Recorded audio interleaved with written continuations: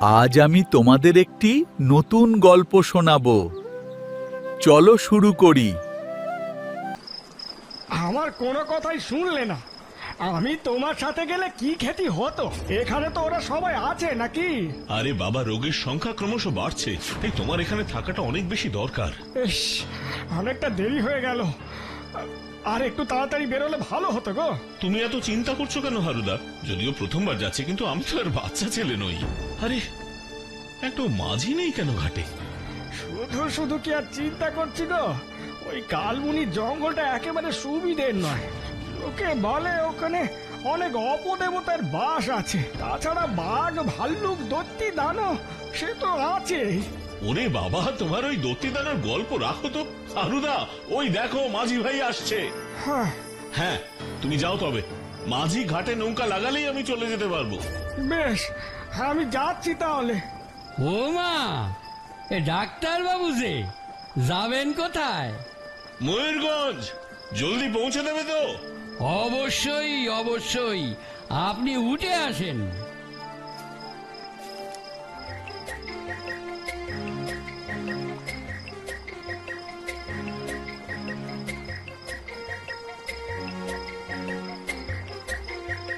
মাঝি ভাই, আজ্ঞে কর্তা, তোমার নামটা কি গো? আমার নাম কাশেম মিয়া। বেশ বেশ বেশ। হ্যাঁ কর্তা, তুমি ঠিক দিকে যাচ্ছ তো? 80 বছর ধরে এই নদীতে নৌকা চালাচ্ছি, ভুল হতেই পারে না। বলো কি মিয়া? তবে তোমার বয়স কত গো? বয়স তো আর কম হলো না, তা 5-20 ওপর হলো। 5-20 মানে 100 বছর? হ্যাঁ গো ডাক্তার বাবু, তখন কি এই জায়গা এমন ছিল? ইংরেজ বড় লাট। এসব কি বলছে মাঝি? ওর বয়স 100 বছর, মাথাটা ঠিক আছে তো?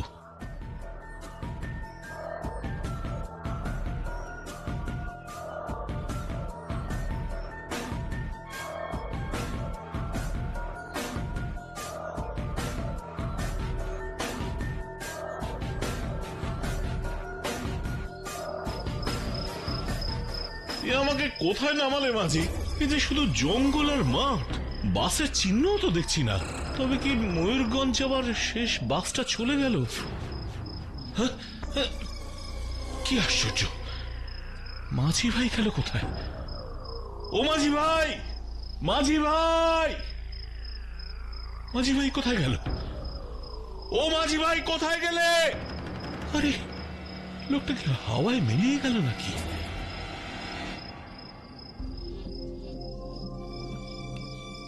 এই নির্জন জনমানবহীন জায়গায় বাসের জন্য না দাঁড়িয়ে বরং আমি হাঁটতে থাকি।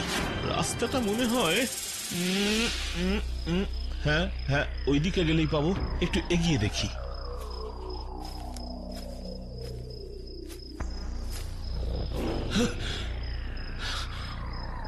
বাঘের গর্জন। এই জঙ্গল দিয়ে হাঁটা ছাড়া তো অন্য কোনো উপায়ও দেখছি না। হারুদা ঠিকই বলেছিল।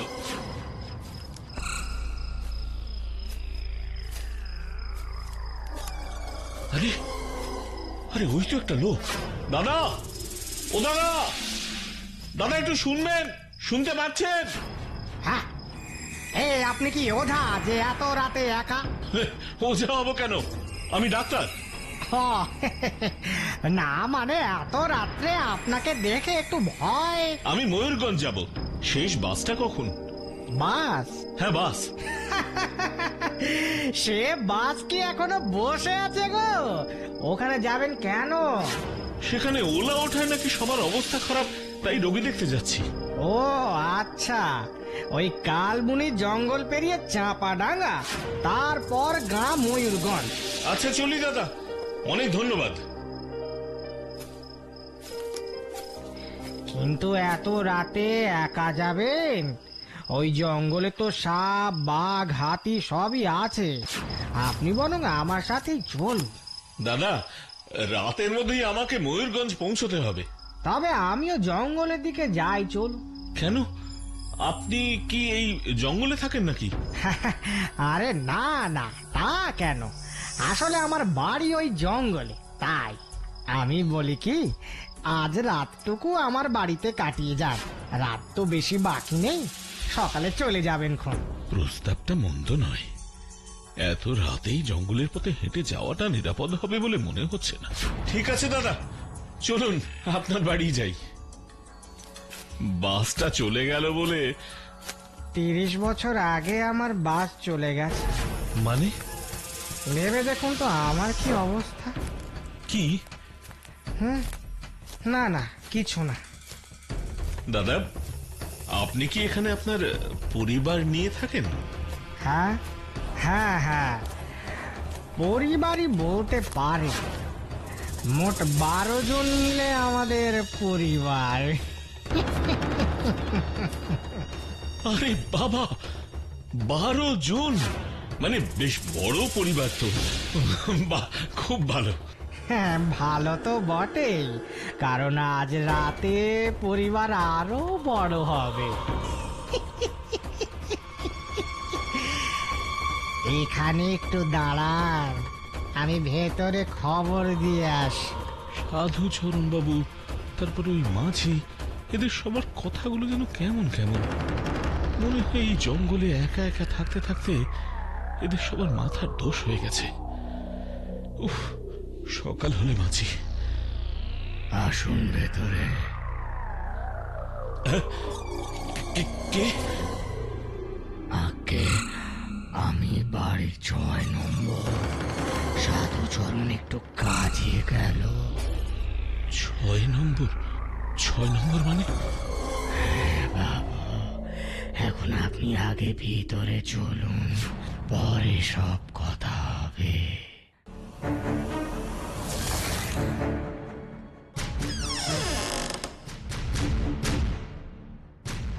আমি আসি, আপনি একটু বিশ্রাম করুন।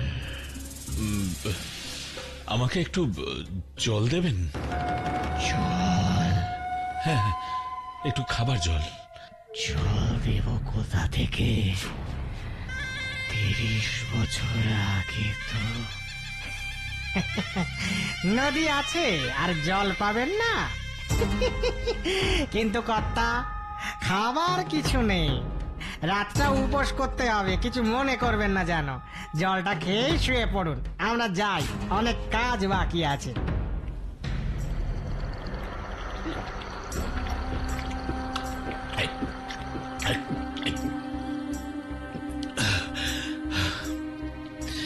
সেটাই ভালো হবে। কিন্তু সাধুচরণ বাবু, এ কি? কোথায় চলে গেল?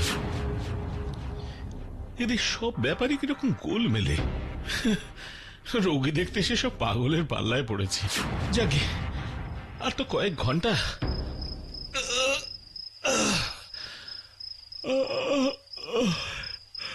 একটু ঘুমিয়ে নি, সকালের ফার্স্ট বাসটা ধরতেই হবে। ময়ূরগঞ্জের অবস্থা কি হয়েছে কে জানে, কাল খুব ভোরে বেরিয়ে পড়তে হবে।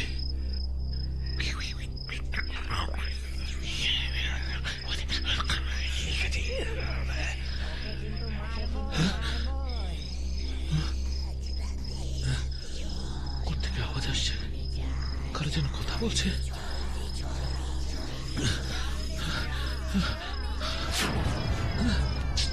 ভালো করে তো শুনতেও পাচ্ছি না।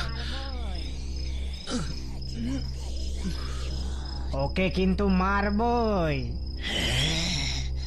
আজ রাতেই চল, এখনই যাই। জলদি চল, জলদি চল, জলদি চল। জলদি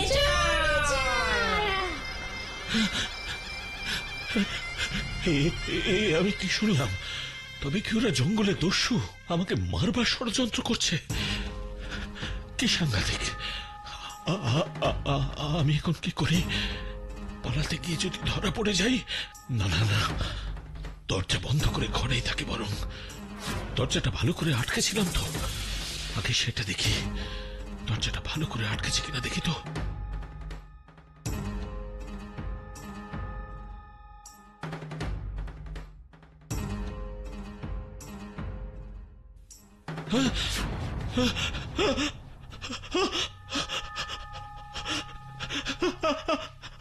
কি আশ্চর্য! দরজাটা কোথায়? দরজা দরজা কোথায়? নিজের হাতে তো তখন বন্ধ করলাম। ভারী বিপদ হলো তো, ভারী বিপদ হলো তো। দরজা দরজা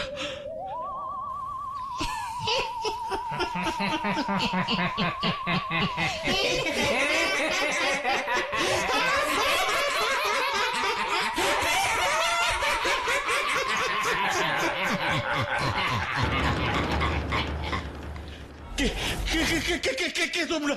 বন্ধ দরজা দিয়ে কিভাবে ঘরে ঢুকলে? দরজা দরজা নেই, তোমরা কি করে ঢুকলে? অশরীরীদের ঘরের ভেতরে ঢুকতে আবার দরজা লাগে নাকি ডাক্তার বাবু?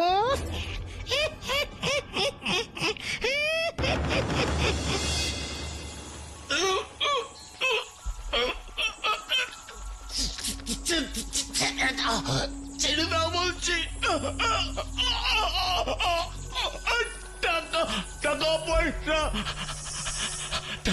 টাকা পয়সা নেই তো আমার কাছে।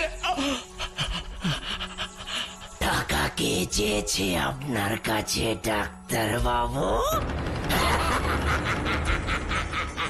তোমার দিন শেষ ডাক্তার বাবু, আমাদের হাতেই তোমায় মরতে হবে।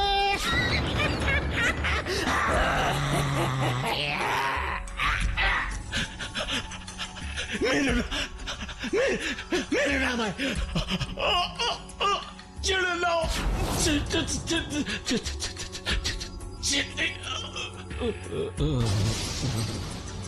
ও হলো হলুদপুরের ডাক্তার। ময়ূরগঞ্জে অলাওঢায় লোক মরছে খবর পেয়ে সেখানে যাচ্ছিল। নদীর পাড়ে ওকে দেখতে পেয়ে আমি নিয়ে এসেছি। আর কথা বাড়া নেই, আর কথা বাড়াস না। আজকে দিনটা ভালো, ওকে তৈরি করুক। রাত্রির 3 প্রহরে এসে ওটাকে মারবো। এই তুই ওকে তৈরি কর, বুঝলি? দয়া করে ছেড়ে দাও আমায়, দয়া করে ছেড়ে দাও আমায়। আপনি ডাক্তার? হলুদপুরের ডাক্তার, কিন্তু আপনি কে? আমিও ওদের একজন। ময়ূরগঞ্জে আমি না গেলে ওরা মরে যাবে। সবই জানি। ওদের যে ওষুধের দরকার, তাই আমি ওষুধ দিয়ে যাচ্ছিলাম। ডাক্তার বাবু, আমি বাঁচাবো আপনাকে। আপনি আমাকে বাঁচাবেন? সত্যি বলছেন? সত্যি? ডাক্তার বাবু, 30 বছর আগে ওলাওঠায় আমি আমার 2 মেয়েকে হারিয়েছি। পুরো গ্রামে ওলাওঠায় শেষ হয়ে গেছিল। ওষুধের অভাবে আমরা মারা যাই। আজ পর্যন্ত আমাদের মুক্তি হয়নি। ওদের কষ্টটা তাই বুঝতে পারছি। কি বলছেন?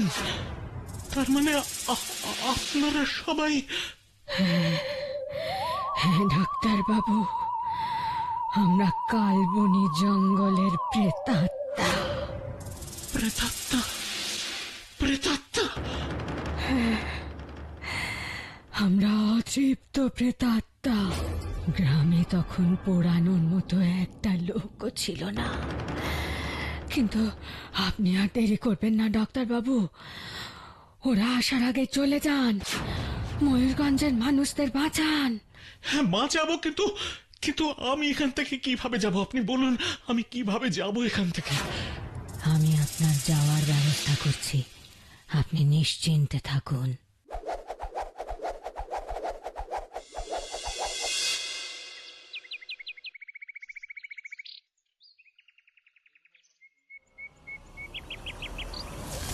দাদা, ও দাদা, শুনছেন? আরে উঠুন উঠুন, ও দাদা, আরে আপনি ঘুমোচ্ছেন কেন? আপনি কি বাসের জন্য অপেক্ষা করছিলেন? কোনো পশু তাড়া করেছিল? কোথায় আমি আমি এখন কোথায়? এ তো নদীর পাড়। রাত থেকে কি এখানেই ছিলেন? সাধুচরণ তো আমাকে কাল রাতে নিয়ে গেল জঙ্গলের ওই পোড়ো বাড়িতে। সাধুচরণ আবার কে? কোন পোড়ো বাড়ির কথা বলছেন? জঙ্গলের পোড়ো বাড়ি তো সরকার ভেঙে দিয়েছে। কিন্তু কিন্তু আমি যে নতুন গল্প শুনতে Gopal of Krishnanagar channel subscribe করে রাখো।